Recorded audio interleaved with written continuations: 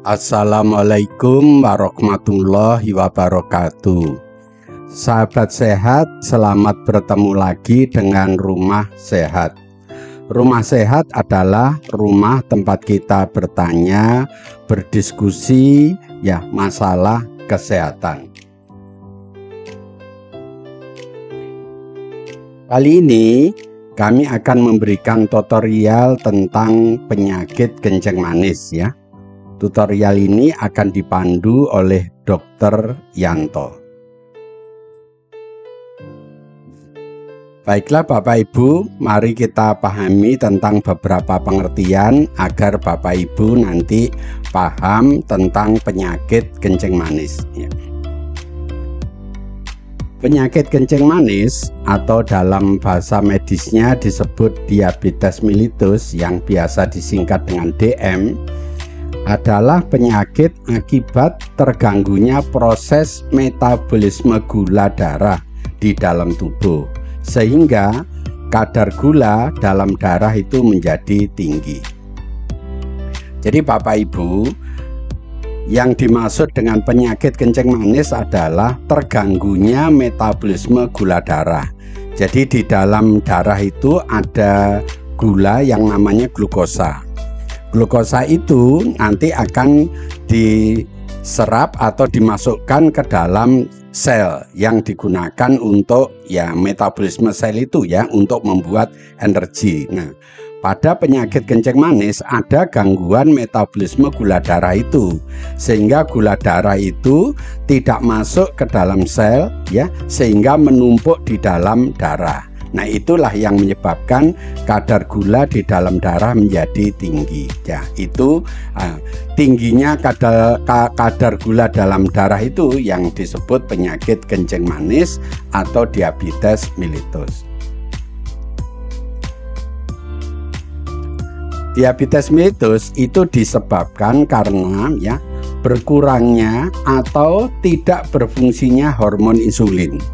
Jadi Bapak Ibu sekalian, di dalam tubuh kita itu tepatnya di dalam pankreas itu menghasilkan hormon yang namanya hormon insulin. Hormon insulin ini itu fungsinya adalah mempercepat proses metabolisme gula darah, yaitu mempercepat masuknya glukose ke dalam sel. Nah, sehingga jika hormon insulin itu tidak ada atau tidak berfungsi dengan baik, hal itu akan menyebabkan terganggunya metabolisme gula di dalam darah, dan hal itu yang menyebabkan kadar gula di dalam darah tinggi karena tidak bisa masuk ke dalam sel. Jadi sekali lagi, diabetes mellitus itu disebabkan karena kurangnya hormon insulin di dalam tubuh, atau sebetulnya hormon insulin itu ada tetapi fungsinya yang berkurang. Nah, dua-duanya menyebabkan tingginya kadar gula di dalam darah. Baik, kita pahami dulu tentang organ di dalam tubuh yang namanya pankreas ya. Pankreas itu letaknya, jadi kalau Bapak Ibu lihat anatominya ini adalah hati kemudian ini yang hijau ini empedu kemudian ini lambung nah, kemudian di tikungan ini adalah usus halus Di dalam usus halus ini tempat bermuaranya pankreas. Jadi ini kalau dibesarkan jadi ini. Jadi pankreas itu mempunyai saluran yang salurannya itu bermuara di usus halus. Pankreas ini menghasilkan dua ada yang namanya enzim digunakan untuk pencernaan dan ada yang namanya hormon Salah satu hormonnya adalah insulin. Jadi insulin itu diproduksi oleh organ tubuh yang namanya pankreas. Ini kalau kita besarkan ini, jadi kalau pankreas itu dipotong jadi yang di pinggir-pinggir ini adalah kelenjar kelenjar ini yang menghasilkan enzim, sedangkan yang di tengah ini yang biasanya disebut pulau Langerhans Pulau Langerhans inilah yang menghasilkan, salah satunya adalah hormon insulin. Jadi hormon insulin sekali lagi itu dihasilkan oleh pankreas ya, tepatnya di Pulau Langerhan ini. Inilah yang menghasilkan hormon insulin. Kekurangan hormon insulin itu akan menyebabkan penyakit yang namanya kencing manis. Baik, apa fungsi insulin ya? Tadi sudah disampaikan. Jadi ini pembuluh darah. Di dalam darah ini ada gula yang namanya glukose ya. Glukose ini ya akan masuk ke dalam sel-sel di dalam tubuh ya. Masuknya sel di dalam tubuh ya itu dipercepat dengan adanya insulin, sehingga jika insulin itu tidak ada atau fungsinya berkurang, maka gula di dalam darah ini lambat atau tidak bisa masuk ke dalam sel. Hal itu yang menyebabkan gula di dalam darah itu akan meningkat. Jadi sekali lagi, fungsi insulin adalah meningkatkan ya proses masuknya glukose ke dalam sel. Sehingga jika insulin itu tidak ada atau fungsinya berkurang, hal itu akan menyebabkan gula tidak bisa masuk ke dalam sel atau gula itu ya lambat masuk ke dalam sel, sehingga gula itu akan tertimbun atau meningkat kadarnya di dalam darah. Hal itulah yang menyebabkan penyakit yang disebut diabetes mellitus. Sekali lagi, diabetes mellitus itu disebabkan karena kekurangan insulin. Insulin dihasilkan oleh pankreas. Bagaimana caranya mendiagnosa seseorang itu dikatakan menderita diabetes mellitus ya? Jadi seseorang ya kita diagnosa menderita diabetes mellitus, salah satu caranya adalah memeriksa kadar gulanya di dalam darah ya. Kadar gula ya dalam darah penderita diabetes ya saat puasa adalah lebih dari 126. Jadi kalau orang itu dalam keadaan puasa, kemudian darahnya itu diperiksa dan hasilnya lebih dari 126 mg per desiliter, itu maka orang itu bisa didiagnosa kencing manis atau diabetes mellitus. Dan saat tidak puasa atau pada saat normal tidak puasa, kadar gula dalam darah itu lebih dari 200 mg per desiliter. Jadi sekali lagi, kapan seseorang itu dikatakan menderita diabetes mellitus, yaitu pertama jika pasien itu dalam keadaan puasa, kadarnya ya hasilnya itu melebihi 126 mg per liter. Atau kalau pasiennya itu tidak dalam keadaan puasa atau dalam keadaan normal, ya hasilnya lebih dari 200 mg per desiliter. Jadi nanti kalau darah ini diambil di ujung jari kemudian dites ya, hasilnya ini lebih dari 200 dalam keadaan tidak puasa, maka orang itu bisa dikatakan menderita diabetes mellitus. Sedangkan pada orang yang normal ya, normalnya kadar gula itu antara 60 sampai 120 mg per desiliter. Jadi contoh seperti ini, orang ini ya diperiksa ya, kadar darahnya hasilnya 105, berarti kalau 105 adalah normal ya. Oke. Ini Bapak Ibu adalah salah satu cara ya untuk mengetahui kapan pasien itu didiagnosa diabetes mellitus. Ya. Sekarang macamnya diabetes mellitus ya, klasifikasi ya, penggolongannya ya. Ada dua macam ya yang disebut diabetes mellitus tipe 1 ya, adalah di mana tubuh itu kekurangan hormon insulin ya. Jadi pada diabetes tipe 1 ya, pasien itu ya, penderita itu ya memang kadar insulinnya di dalam tubuh itu berkurang ya, sehingga tidak mencukupi untuk kebutuhan metabolisme gula darah. Nah, diabetes mellitus tipe 1 ini diistilahkan juga menjadi insulin dependent diabetes mellitus ya, atau disingkat NIDDM ya. Ini adalah diabetes mellitus tipe yang 1. Kemudian yang kedua adalah diabetes tipe 2 ya. Pada penderita ini atau pada pasien ini sebetulnya hormon insulinnya itu jumlahnya normal, tetapi fungsinya yang berkurang. Jadi hormon insulinnya ada, jumlahnya itu normal, tetapi fungsinya yang tidak normal. Jadi fungsinya berkurang ya, sehingga ya pada pasien ini seolah-olah juga kekurangan insulin ya, karena fungsinya berkurang. Jadi pada DM tipe 1 itu memang insulinnya berkurang, tetapi kalau DM tipe 2 itu jumlahnya normal, fungsinya yang berkurang ya. Maka pada diabetes mellitus tipe 2 ini ya diistilahkan sebagai non insulin dependent diabetes mellitus atau NIDDM ya. Ini supaya Bapak Ibu bisa mengetahui apa bedanya diabetes mellitus tipe 1 dan diabetes mellitus tipe 2.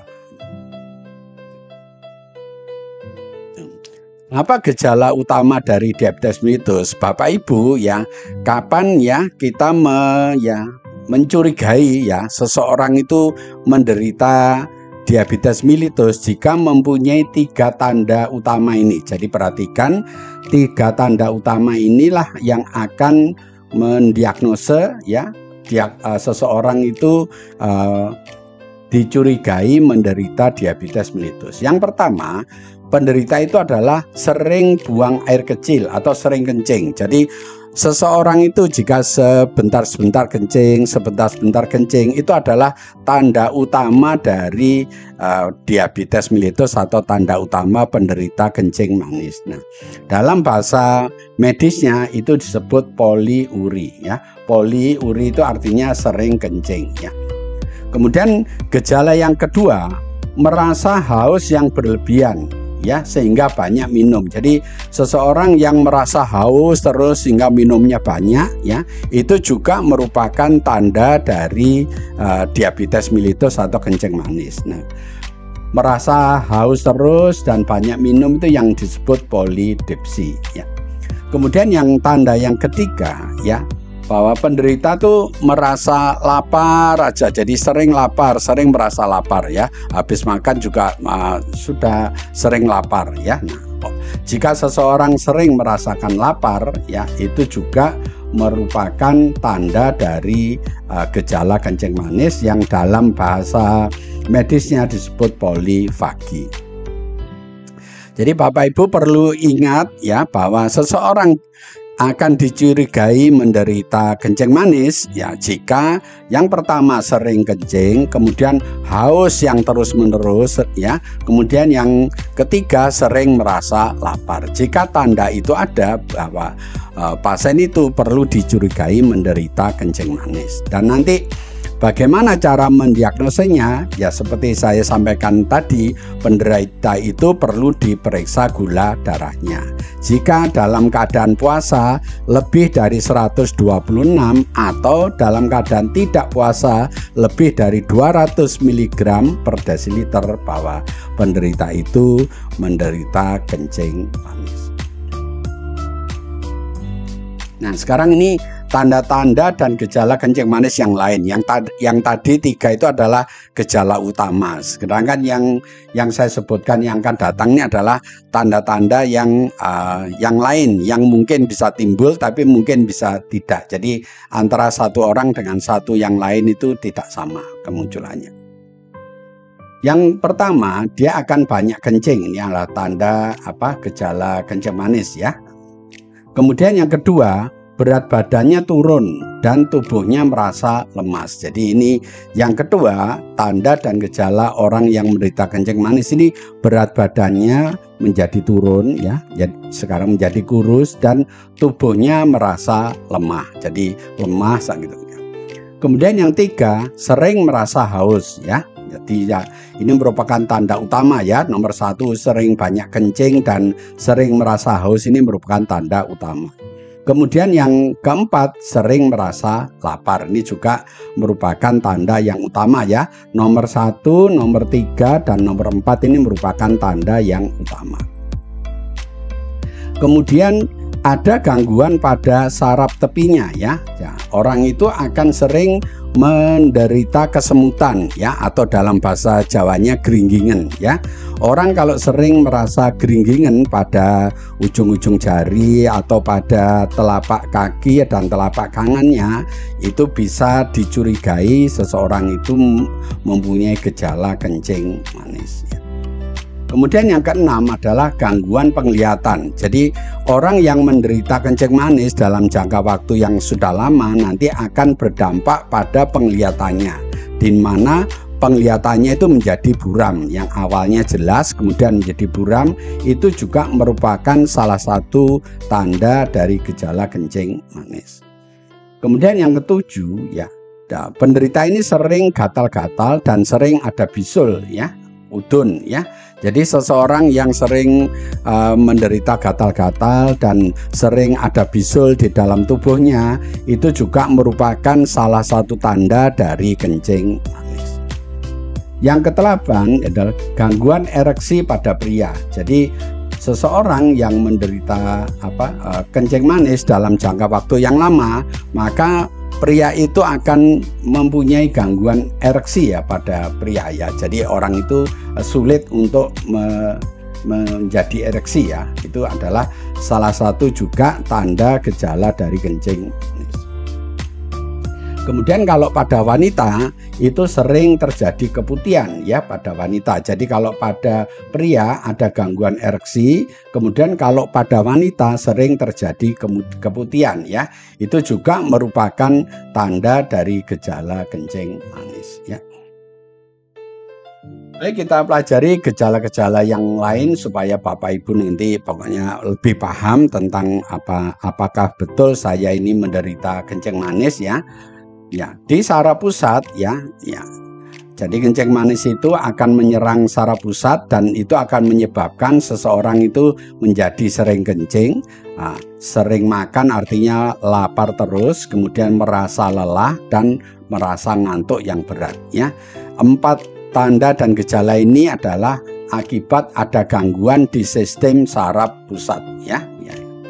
Kemudian yang kedua, di mata tadi sudah disebutkan akan ada gangguan penglihatan. Jadi penglihatannya menjadi buram. Jadi kalau seseorang ya penglihatannya menjadi buram, itu merupakan salah satu tanda atau gejala bahwa orang itu menderita kencing manis. Kemudian di gangguan napasnya ya, napasnya itu akan bau aseton, jadi bau alkohol. Jadi kalau Bapak Ibu berbicara pada orang yang menderita kencing manis, maka di dalam napasnya itu akan berbau aseton. Dan jika seseorang itu sudah menderita diabetes cukup lama, napasnya itu menjadi cepat ya, menjadi napas cepat ya, menggeh-menggeh lah, bahasa Jawanya menjadi menggeh-menggeh ya. Jadi di gangguan napas ini akan ada bau aseton atau bau alkohol ya, kemudian napasnya menjadi cepat ya. Baik, kita lihat yang lain ya. Nanti secara sistemik di seluruh tubuhnya nanti berat badannya ini akan menurun. Ini merupakan tanda kencing manis ya. Kemudian yang berikutnya di lambungnya ya, di lambung ini akan memberikan gejala orang itu mual ya, kemudian muntah dan nyeri perut ya. Nyeri perut ini nyeri di ulu hati ya. Jadi itu adalah gangguan yang terjadi di lambungnya. Jadi sekali lagi pada orang penderita kencing manis gangguannya adalah mual, muntah dan nyeri perut ya. Itu juga merupakan gejala dan tanda dari kencing manis ya. Kemudian di saluran kencingnya ya, nanti orang itu akan sering kencing ya. Kemudian urinnya itu atau kencingnya kalau diperiksa di laboratorium itu banyak mengandung glukosa ya. Ini adalah sekali lagi tanda dan gejala orang-orang yang menderita kencing manis. Sekali lagi, bagaimana cara mendiagnosa atau memastikan bahwa penderita ini kencing manis ya, diperiksa gula darahnya ya. Jika dalam keadaan puasa lebih dari 126 mg per desiliter atau dalam keadaan tidak puasa lebih dari 200 mg per desiliter, maka penderita itu didiagnosa menderita kencing manis atau diabetes mellitus. Baik, sekarang apa yang menyebabkan seseorang itu terkena diabetes mellitus ya? Baik, kita pelajari ya.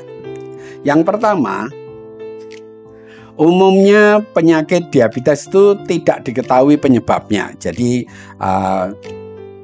umumnya orang tidak akan tahu. Jadi dokter itu kalau mencari apa yang menyebabkan si A atau si B terkena penyakit kencing manis, itu umumnya penyebabnya itu tidak diketahui ya. Kemudian yang kedua adalah dipicu obesitas, kegemukan. Jadi makanya Bapak Ibu ya, mohon yang menderita atau obesitas ya ini segera diturunkan, karena obesitas itu akan memicu terjadinya atau munculnya penyakit diabetes mellitus. Jadi makanya Bapak Ibu harus menjaga berat badannya agar tidak terjadi obesitas, karena obesitas sekali lagi bisa memicu terjadinya diabetes mellitus. Kemudian yang kedua, dipicu oleh pola makan yang tidak sehat. Jadi kalau Bapak Ibu mempunyai pola makan yang tidak sehat, dalam hal ini adalah pola makan yang banyak gula, banyak tepung, banyak manis-manis, itu juga merupakan penyebab yang akan memicu terjadinya kencing manis ya. Kemudian yang keempat ya, penyakit itu diduga akibat faktor genetik atau keturunan. Nah, ini sudah banyak diketahui bahwa diabetes mellitus itu umumnya adalah adanya faktor genetik atau faktor keturunan. Jadi kalau ayah atau ibunya atau kedua-duanya menderita DM, maka salah satu atau beberapa dari anaknya itu juga akan menderita diabetes mellitus. Jadi memang diabetes mellitus itu diduga akibat faktor genetik. Sekarang kalau seseorang sudah menderita penyakit diabetes mellitus kemudian tidak dirawat dengan baik ya, apa yang akan terjadi pada orang itu? Akan terjadi komplikasi ya. Komplikasi itu akan menyebabkan apa saja, maka Bapak Ibu perlu mengetahui ya. Yang pertama, kalau dibiarkan dalam jangka waktu lama, ya maka diabetes mellitus itu akan menyebabkan mata menjadi kabur, dan kalau terus dibiarkan bisa menjadi buta. Jadi ini adalah komplikasi diabetes mellitus yang akan menyerang mata, di mana penglihatannya dari jelas menjadi kabur, dan kalau dibiarkan bisa terjadi kebutaan. Kemudian yang kedua, juga menyerang saraf ya. Nah, dalam hal ini ya akan terjadi kesemutan atau geringgingan ya, atau terasa panas di telapak kaki. Jadi kalau Bapak Ibu di telapak kakinya sering merasa geringgingan, sering merasa kesemutan, dan telapak kakinya itu terasa panas, itu merupakan komplikasi dari saraf ya, gangguan saraf itu, yaitu kencing manis yang menyerang sarafnya. Kemudian yang ketiga ya, penderita kencing manis itu jika mempunyai luka, lukanya akan sulit sembuh. Ini terutama luka yang ada di kaki ya.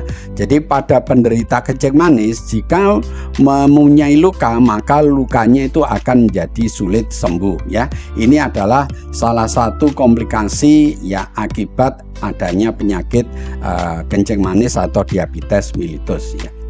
Kemudian yang kedua, yang keempat ya, diabetes mellitus itu juga menyebabkan komplikasi pada otak ya, di mana di otak nanti bisa menyebabkan stroke ya. Stroke ini adalah terjadinya sumbatan pada pembuluh darah sehingga pembuluh darah menjadi pecah. Nah, pecahnya pembuluh darah di dalam otak itu namanya stroke, yang nanti berakibat penderita itu tidak bisa bergerak atau terjadi kelumpuhan. Ini juga merupakan komplikasi dari penyakit diabetes mellitus atau kencing manis. Kemudian di jantung itu akan menyebabkan gagal jantung. Jadi kalau jantungnya gagal ya menjadi tidak berfungsi atau berhenti, dan kalau berhenti ya akan terjadi dengan kematian yang mendadak ya. Jadi ini bahayanya pada orang yang kencing manis, kalau jantungnya terserang nanti akan jadi gagal jantung ya. Kalau gagal jantung berarti berhenti berdenyut ya, akan terjadi kematian mendadak ya. Kemudian berikutnya yang keenam, kalau juga bisa menyerang ginjal, maka ginjalnya juga akan gagal ya, gagal ginjal. Nah, gagal ginjal ini nanti juga menyebabkan darah itu tidak tersaring dengan baik, menyebabkan darah itu menjadi kotor, berarti banyak racun di dalam darah, dan itu juga akan menyebabkan koma dan kematian. Ini Bapak Ibu sekalian, beberapa komplikasi jika kencing manis itu tidak diobati dengan baik ya. Jadi bisa menyerang mata, saraf ya, yang luka yang sulit sembuh ya, bisa menyebabkan stroke, bisa menyebabkan gagal jantung, dan bisa menyebabkan gagal ginjal. Ini adalah contoh mata yang kabur. Jadi kalau melihat sesuatu tidak jelas seperti ini, jadi mobil, gedung-gedung itu kabur ya, termasuk cahaya-cahaya tidak jelas, ini cahayanya berupa apa ya. Ya, jadi inilah yang dimaksud mata kabur. Jadi penderita yang penglihatannya kabur seperti ini itu merupakan ya salah satu komplikasi dari penyakit kencing manisnya. Kemudian kesemutan atau panas di telapak kaki. Jadi di telapak kaki ini merasa panas dan sering terjadi kesemutan, itu juga merupakan komplikasi dari penyakit kencing manis ya. Kemudian ya, jika mempunyai luka ya, maka luka ini menjadi sulit sembuh ya, bisa sampai menjadi kehitam-hitaman karena ini sudah rusak ya. Ini adalah ciri khas dari penderita yang kencing manis. Jika tidak diobati dengan baik, maka ini akan menyebabkan lukanya menjadi sulit sembuh ya.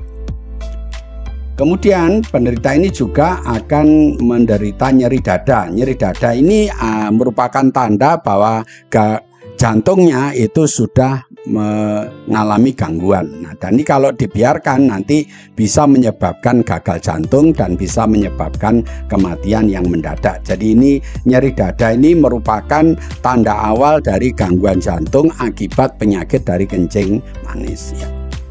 Kemudian yang berikutnya adalah gagal ginjal. Jadi ginjal ini seperti Bapak Ibu ketahui fungsinya untuk menyaring darah. Kalau ini gagal berarti darah tidak ada yang menyaring sehingga darahnya menjadi kotor, penuh dengan racun ya. Nah, sehingga orang itu akan menjadi gagal ginjal ya. Dan yang berikutnya adalah stroke ya. Stroke ini adalah pecahnya pembuluh darah di dalam otaknya. Jika otak ini pembuluh darahnya pecah, itu disebut stroke, dan ini akan menyebabkan kelumpuhan ya pada orang tersebut ya. Mana bagian yang lumpuh itu tergantung di mana bagian dari otak itu yang mengalami pecah pembuluh darahnya. Nah, ini yang biasa nanti disebut dengan penyakit stroke ya. Bagaimana pencegahannya ya agar Bapak Ibu tidak terkena kencing manis ya? Yang pertama adalah makan makanan yang sehat. Nah, makanan yang sehat ini dalam hal ini adalah rendah kalori dan rendah lemak. Jadi Bapak Ibu yang mempunyai bakat untuk menderita kencing manis ya, maka disarankan untuk makan yang rendah kalori dan rendah lemak ya, karena nanti makanan yang banyak mengandung ya glukose, mengandung gula-gula, mengandung tepung, itu akan memicu terjadinya peningkatan kadar gula di dalam darah ya. Kemudian yang dua, sering melakukan aktivitas fisik ya, seperti berolahraga. Jadi Bapak Ibu agar tubuhnya tetap sehat ya, tidak memicu terjadinya kencing manis, maka Bapak Ibu diharapkan untuk rajin berolahraga. Diharapkan bisa setiap hari berolahraga, satu harinya setengah jam sampai 1 jam sudah cukup untuk berolahraga. Ini di samping menjaga kesehatan juga menjaga agar tubuhnya ini tidak mengalami obesitas ya. Karena obesitas itu juga akan memicu terjadinya kencing manis ya. Kemudian yang ketiga, menjaga berat badan agar selalu ideal. Jadi Bapak Ibu usahakan agar berat badannya tidak naik ya. Karena kalau berat badannya naik terus sampai terjadi obesitas, itu akan memicu terjadinya penyakit yang namanya kencing manis atau diabetes mellitus. Terima kasih telah menonton video ini. Jika video ini Bapak Ibu anggap baik, tolong beri kami like ya. Dan Bapak Ibu jangan lupa untuk subscribe agar Bapak Ibu tidak ketinggalan kalau kami upload video yang baru. Dan kalau ada sesuatu yang kurang jelas, tolong Bapak Ibu menulis di komen YouTube ya, channel Rumah Akreditasi ya. Dan tolong kami dibantu untuk share video ini kepada teman yang lain, sahabat yang lain, agar teman dan sahabat yang lain ikut mendapatkan manfaat dari video ini. Lebih kurangnya saya mohon maaf. Mari kita akhiri tutorial kali ini dengan membaca hamdalah. Alhamdulillahirobbilalamin. Wassalamualaikum warahmatullahi wabarakatuh.